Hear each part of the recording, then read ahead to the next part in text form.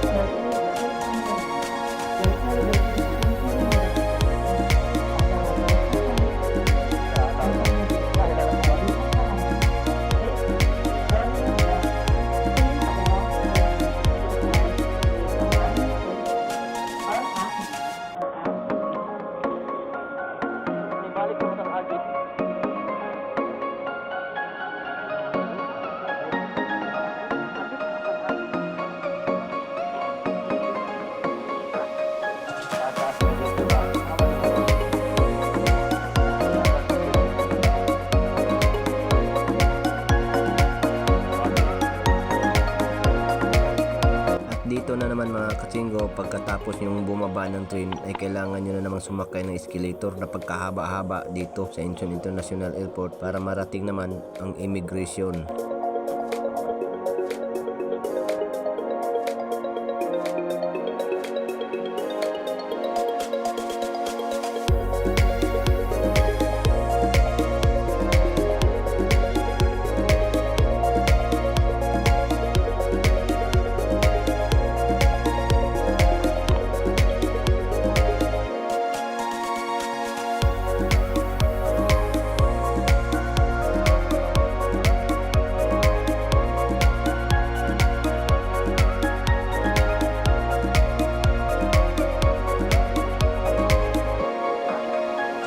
Wala na no.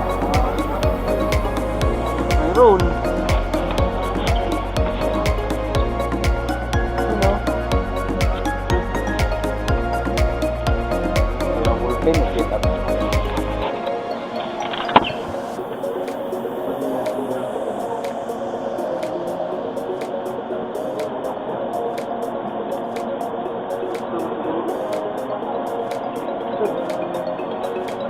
Balik na pala din dating.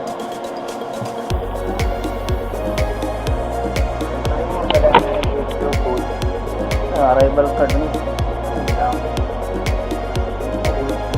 Ang pamilya niya. At ito yung sinasabi ko sa inyo mga katsingko, bago ka dumating at dumaan doon sa immigration, kailangan mo munang fill upan itong mga papel na ito, itong maliit na papel na to. Yan ang ibibigay mo sa immigration. Hindi ko alam kung para sa amin lang ito mga seasonal workers, kasi yung mga kasamahan naming mga pasahero ng eroplano hindi na nag-fill up ng ganitong papel.